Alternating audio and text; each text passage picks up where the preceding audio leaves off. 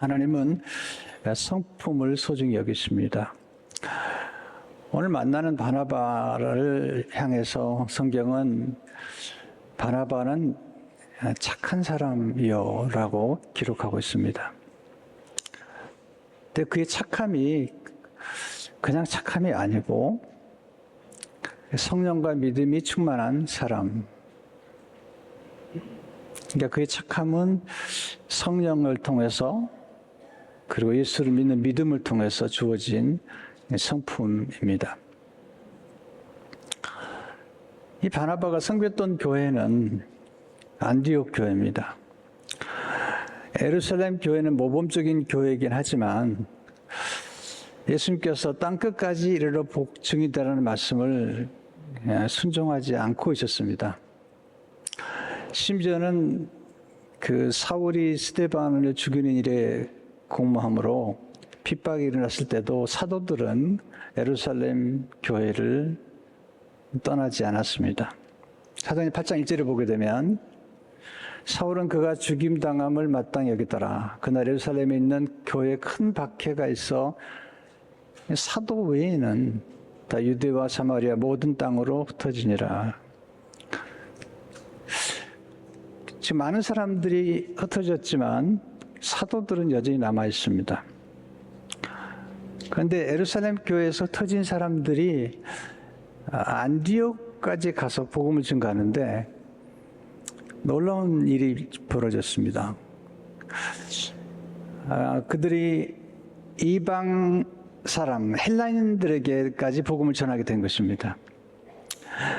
그러니까 평신도들이 흩어져서 유대인들에게 복음을 전한 것뿐만 아니라 헬라인에게까지 복음을 증거했다. 오늘 그 말씀이 오늘 아주 굉장히 중요한 말씀이 됩니다. 19절에서 21절을 보게 되면 그때 스데반의 일로 일어난 환난으로 말미암아 흩어진 자들이 베니게와 급으로 안디옥까지 이르러 유대인에게만 말씀을 전하는데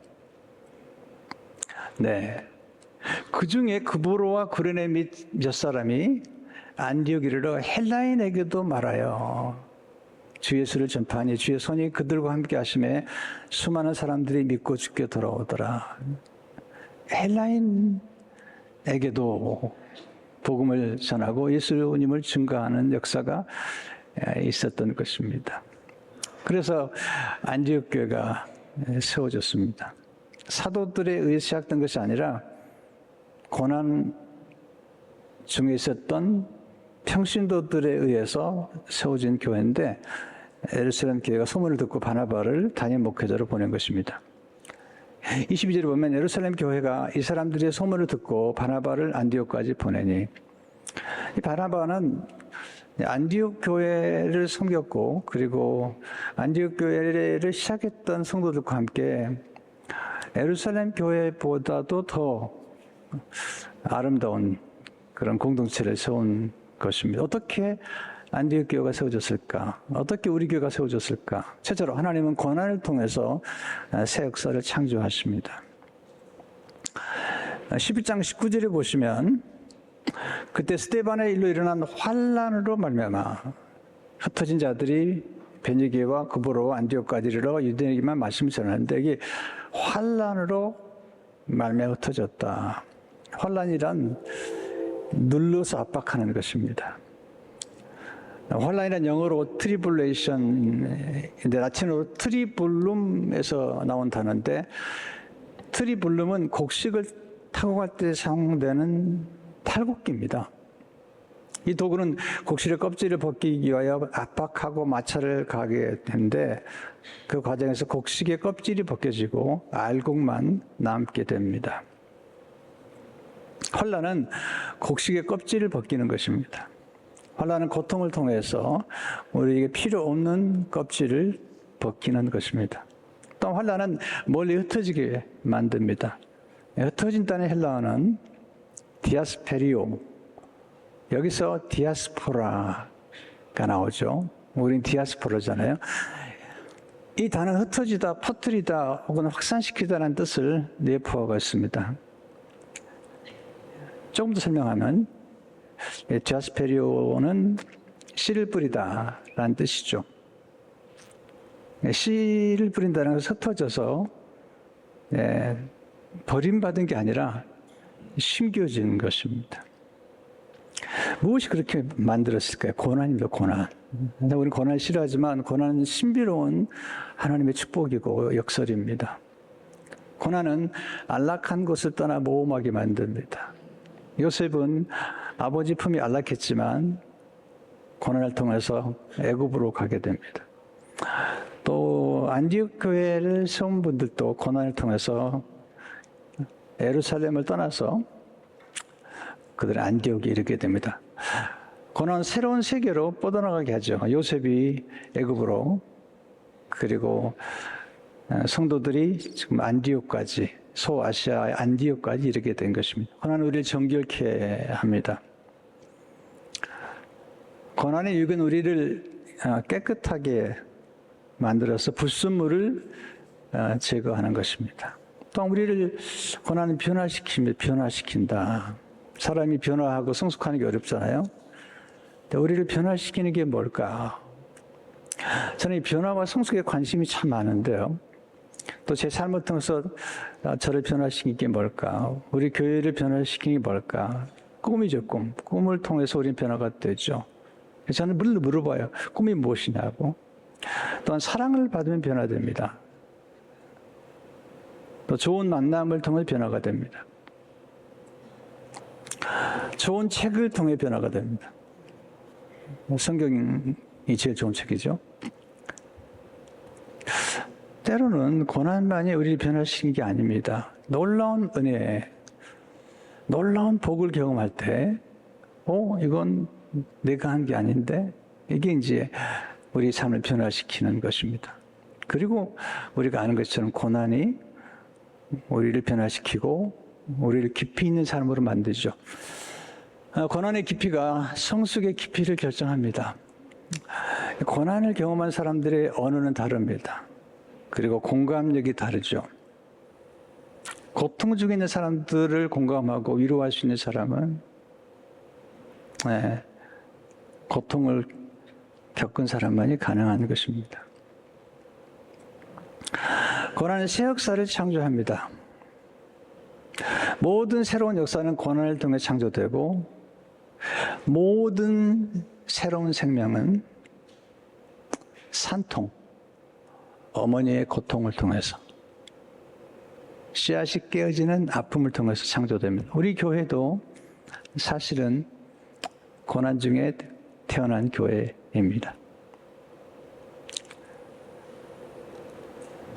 안디옥 교회도 새로운 역사가 창조되었죠. 그것은 유대인 크리스찬과 이방인 크리스찬들이 하나가 되는 그런 놀라운 역사가 나타난 것입니다.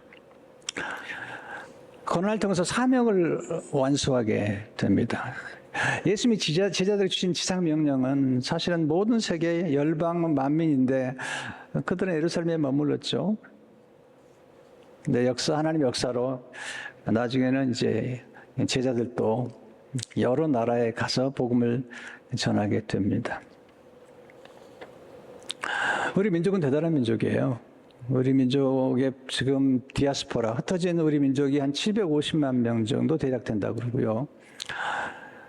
그리고 흩어진 나라는 어떤 통계는 180개국, 어떤 통계는 193개국으로 나옵니다. 중국 분들이 160개국 정도 흩어졌다는데 가장 많이 흩어진 민족이 우리 민족입니다. 그리고 놀라운 사실은 가는 곳마다 교회를 세우고 예배 초소를 세운다는 것입니다. 누구도 고난을 좋아하지 않지만 하나님 고난을 통해서 놀라운 일들을 만드신 것을 보게 됩니다. 또 고난을 통과한 사람들을 요긴하게 사용하시는 것입니다. 두 번째, 하나님 배려의 사람을 통해서 새 역사를 창조하십니다. 이 배려의 사람 중에 한 사람이 오늘 만나는 바나바입니다. 제가 서울신학대학 다닐 적에 신약학 교수님이셨던 이상은 교수님의 설교가 제 가슴 깊이 스며들었습니다. 교수님 설교 중에 하나가 이 바나바에 관한 설교였습니다.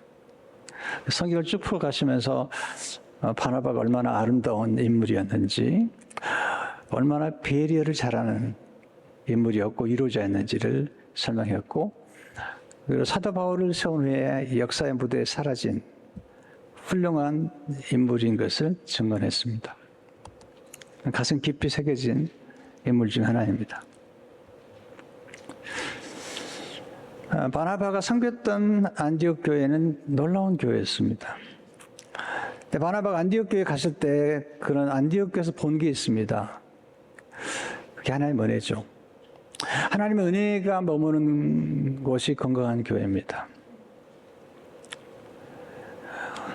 오늘 사도행전 11장 22절 3절을 보게 되면 예루살렘 교회가 이 사람들의 소문을 듣고 바나바를 안디옥까지 보내니 그가 이르러 하나님의 은혜를 보고 기뻐하여. 사람 많은 걸 보고 기뻐한 게 아니에요. 무슨 건물을 보고 기뻐한 것이 아니라 하나님의 은혜를 보고 기뻐해요. 모든 사람이 굳건한 마음으로 주와 함께 머물러 있으라 고난에. 이게 이제 바나바가 본 것입니다. 여러분, 하나님의 은혜가 뭐죠? 이게 복음이죠. 복음엔 차별이 없죠. 이방인과 유대인들이 차별 없이 만날 수 있는 게 복음인데, 바나바가 보니까 진짜 유대인 크리스찬과 이방인 크리스찬들이 하나가 되어 있는 거죠. 이게 큰 은혜인 것입니다. 이게 복음이죠. 로마 10장 12절을 보게 되면 유대인이나 헬라인이나 차별이 없습니다. 한 분이신 주께서 모든 사람의 주가 되사 그를 부르는 모든 사람에게 부요하시도다. 이 놀라운 역사죠. 20절에 보면 그중에 구브로와 구레네 몇 사람이 안디옥으로 헬라인에게도 말하여 주 예수를 전파하니.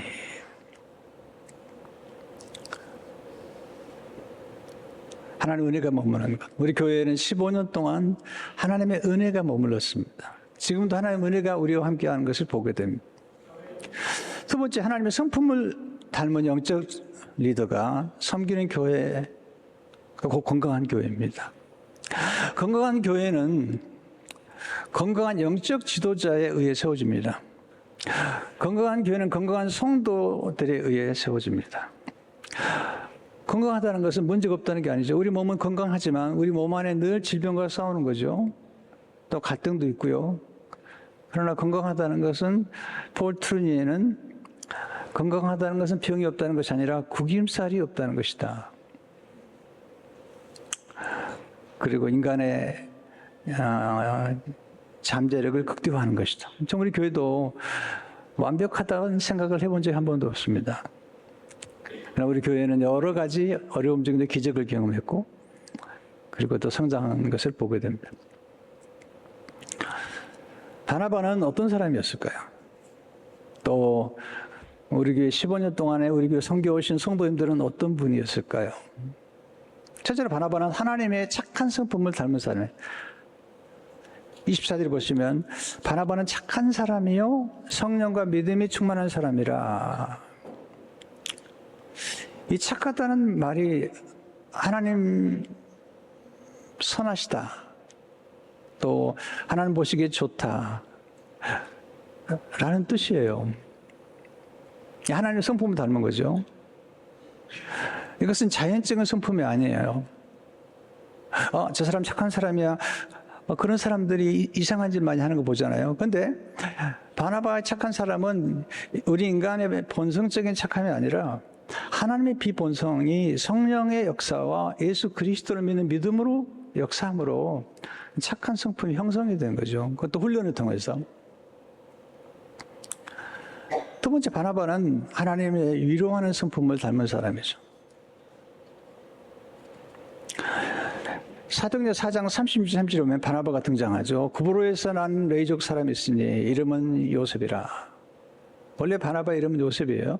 사도들이 이끌어 바나바라 번역하면 위로의 아들이라. 사도들이 별명을 붙여줬습니다. 요셉이 너무 위로를 잘하기 때문에 이 바나바라고 할 때 앞에 바는 아들이라는 뜻입니다. 바, 요나, 시모나. 요나의 아들 시모나. 바, 디메오.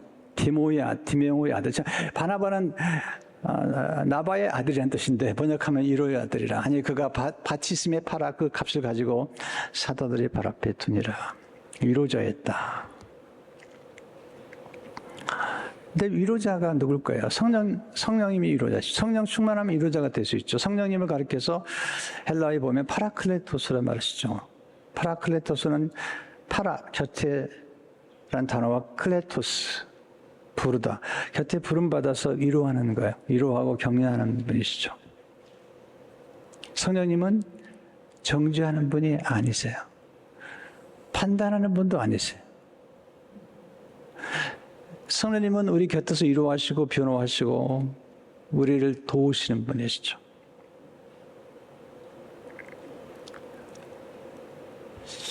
나이가 든다고 성숙해질까? 그런 것 같지 않아요. 근데 우리가 성숙한 사람들을 만나보면 놀라운 게 있습니다. 사람들을 비판하거나 판단하지 않고 있는 모습 그대로 바라보는 거예요. 이게 굉장한 예술입니다. 우리는 판단하기 쉽고 쉽게 정죄하는데 성숙한 사람들은 그렇지 않아요. 사람들의 약점까지도 품을 줄 알고 사람들 안에 있는 그림자도 사랑할 줄 아는 사람. 이게 이제 성숙한 사람의 특징입니다. 그래서 성령님을 위로자 또는 격려자, 돕는 분 이렇게 표현하죠. 위로란 슬픔을 달래주는 거예요. 이게 쉽지 않아요. 우리 유현숙 권사님 아드님이 갑자기 소천을 받으셨는데 권사님께 찾아가서 예비하는데 무슨 말로 위로해야 될지를 모르겠어요. 그래서 제가 나눈 말씀이 이사야 40장 1절 한 절만 나눴습니다. 너희 하나님이 이르시되 너희 위로하라. 내 백성을 위로하라. 하나님은 위로하시는 분이시다. 실제로 바나바는 성령과 믿음이 충만한 사람이에요. 24절 다시 보세요. 바나바는 착한 사람이요 성령과 믿음이 충만한 사람이라 이에 큰 무리가 주께 더해지더라. 성령 충만하다는 것은 성령의 열매가 있다는 거예요. 우리 교회는 성품을 많이 강조하잖아요. 갈라서 5장 22-23절을 보게 되면 오직 성령의 열매는 사랑과 희락과 화평과 오래 참음과 자비 양성과 충성 권위와 절진 이 같은 것을 금지할 법이 없느니라. 성령 충만할 때 또 지혜가 충만하죠. 분별을 잘하게 되고요. 영향력을 끼치게 되죠. 그래서 바나바 때문에 큰 무리가 주께 더하더라. 24절을 보게 되면 이에 큰 무리가 주께 더해지더라. 그러니까 참 지도자도 중요하고요. 또 바나바와 같은 성품을 가진 성도들이 있는 교회는 이게 큰 무리가 더하겠다는 거죠. 마지막으로 하나님 무대 뒤에 섬기는 겸손한 사람을 존귀 여깁니다. 누구나 다 무대 앞에 서고 싶죠. 그런데 바나바는 그렇지 않았습니다. 안디옥교회 담임 목회자로 부름받았지만 그는 사도 바울을 불러서 무대 앞에 세우고 자기는 무대 뒤로 물러섭니다. 그럼 지금 교회가 부흥하고 인정을 받는데 바나바가 데리고 온 사람이 누구죠? 사도 바울이죠. 사도행 10장 26절을 보게 11장 26절을 보게 되면 만남에 안디옥에 데리고 와서 둘이 교회에 1년간 모여서 큰 무리를 가르쳤고 제자들이 안디옥에서 비로소 그리스도인이라 일컬음을 받게 되었더라.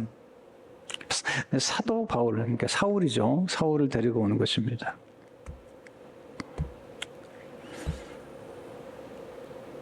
왜 그랬을까? 겸손했기 때문에 그래요. 겸손한 사람은 첫째로 자기 한계를 알고 인정할 줄 압니다. 바나바는 자기 한계를 알았어요. 그리고 사도 바울의 그 탁월한 능력을 그는 알았기 때문에 탁월한 가르침이 필요한 알았기 때문에 사도 바울을 불러온 거죠. 또한 두 번째로 겸손한 사람은 한계를 안고 동역하기를 기뻐해요. 하나님은 동역하시는 분이세요. 성부와 성자와 성령 하나님은 동역하기를 원하시고 또 우리 성령님은 별로 자기를 드러내지 않으세요. 바나바가 자신을 드러내지 않은 것처럼 성령님의 특징이 있는데 자신을 잘 드러내지 않으세요. 늘 예수님을 높여드리고 예수님을 생각나게 만드는 분이시죠.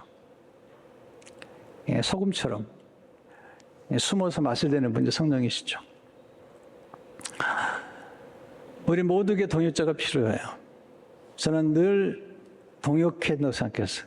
그래서 우리 목회자들, 장로님들, 우리 권사님들, 성도님들과 늘 동역을 해왔습니다. 세 번째, 겸손한 사람은 자원에서 무대 뒤에서 섬길 줄 압니다. 바울을 역사의 무대에 세운 사람이 바나바예요. 사실은 바나바가 박수를 받고 있었잖아요. 계속 좀 있을 텐데 그렇지 않아요. 바나바는 사도 바울을 세웁니다. 나중에 이제 성령의 인도를 받아서 세계 선교를 향해 나가는데 먼저 바나바의 이름이 등장하죠. 사도행 13장 23절을 보게 되면 주를 섬겨 금식할 때 성령이 이르시되 내가 불러 시키는 일을 위하여 바나바와 사울을 따로 세우라 하시니 이에 금식하며 기도하고 두 사람에게 안수해 보내니라. 바나바가 먼저 나오잖아요. 근데 선교를 떠나면서 사울의 이름이 바울로 바뀌고 그리고 이제 바나바와 바울이 아니라 바울과 바나바로 순서가 바뀝니다. 참 대단한 거예요. 이게 누가가 성을 기록하면서 하나님이 어떻게 역사하시고 또 바나바가 얼마나 겸손한 사람인가를 보여주죠. 13장 43절을 보게 되면 회당의 모임이 끝난 후에 유대인과 유대교에 입교한 경건한 사람들이 많이 바울과 바나바를 따르니 두 사도가 더불어 말하고 항상 하나님의 은혜 가운데 있으라 권하니라. 바울도 사도고 바나바도 사도죠. 그런데 바울이 앞서고 46절을 보게 되면 바울과 바나바가 담대히 말해 이르되 하나님 말씀을 마땅히 먼저 너에게 전할 것이로되 너희가 그것을 버리고 영생을 얻기에 합당하지 않은 자로 자처하기로 우리가 이방인으로 향하노라. 그런데 뭐 바울이 먼저 나오잖아요. 또 사도행 15장에 보면 이제 마가 요한의 문제로 서로 이렇게 갈등과 대립이 있었지만 바나바는 사도 바울의 뜻을 존중합니다. 사도 바울은 마가 요한을 데리고 가지 않는 게 옳다. 바나바는 그래도 마가를 데려가자. 한때 실패했지만 마가를 데려가자고 그러죠. 그런데 바울은 반대하죠. 그때 바나바가 바울의 뜻을 존중합니다. 그리고 이제 바울은 실라를 데리고 바나바는 마가를 데리고 떠나는데 그러면서 바나바는 역사의 무대에 사라지고 그 다음부터는 바나바의 이름이 나오지 않습니다. 네 번째, 겸손한 사람. 적절한 때에 조용히 물러설 줄 압니다. 하나님은 때를 중요하게 생각하잖아요. 나서야 할 때가 있고 물러설 때가 있는데 이 바나바는 물러설 줄 알았죠. 세례 요한. 인기가 대단했습니다. 그러나 예수님이 오셨을 때 그는 역사의 무대에 조용히 사라졌습니다. 그는 이렇게 얘기합니다. 요한복음 3장 10절에 보면 그는 흥하여야겠고 나는 쉬어야 하리라. 여러분, 한때 스파트라이트를 받던 사람이 역사의 무대에 조용히 사라지는 건 쉬운 것이 아닙니다. 그래서 예수님께서 세례 요한은 여자가 낳은 자 중에 가장 큰 자다. 누가 큰 자입니까?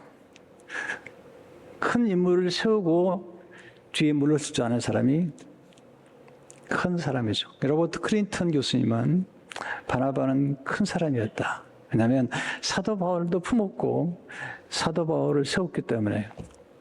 그는 이렇게 말합니다. 바나바처럼 성공적으로 지도자 위치를 바꾸려면 은혜와 성숙함이 있어야 한다. 자기 자리를 양보하고 다른 자가 된다는 것은 큰 사람만이 할 수 있다. 이렇게 함으로써 그는 선교에 큰 영향을 준 사람으로 교회사에 남아있다. 무대에 섬기는 사람은 구석에 들어갈 비밀을 압니다. 다니엘 12장 3절을 보면 지혜 있는 자는 공창에 빛과 같이 빛날 것이요 많은 사람을 옳은대로 돌아오게 한 자는 빛과 같이 영원토록 빛나리라. 이렇게 살았던 사람이 바울인데 이런 바울을 세운 사람이 바나바입니다. 그래서 하나님이 누굴 더 귀여길까요? 물론 바울이 귀하죠. 그러나 하나님은 그런 분이 아니세요. 하나님은 바나바를 정말 귀여기시는 거예요. 여러분, 하나님 아시잖아요. 하나님이 여호수아나 모세를 귀여기셨지만 갈렙을 귀여기셨잖아요. 옥합을 깨뜨린 자를 귀여기셨잖아요. 과부의 두 렙돈을 칭찬하시잖아요. 이게 하나님이시잖아요. 오늘 또 우리 교회가 15년을 맞이해서 하나님께 영광을 돌릴 뿐만 아니라 바나바와 같은 우리 장로님들과 권사님들과 집사님들과 섬기는 모든 분들 때문에 교회가 있는 것입니다. 그래서 우리는 앞으로 15년을 또 기대하고 우리 교회가 계속 성령 충만하고 그 수를 더해가고 하나님께 영광이 될 줄 믿습니다.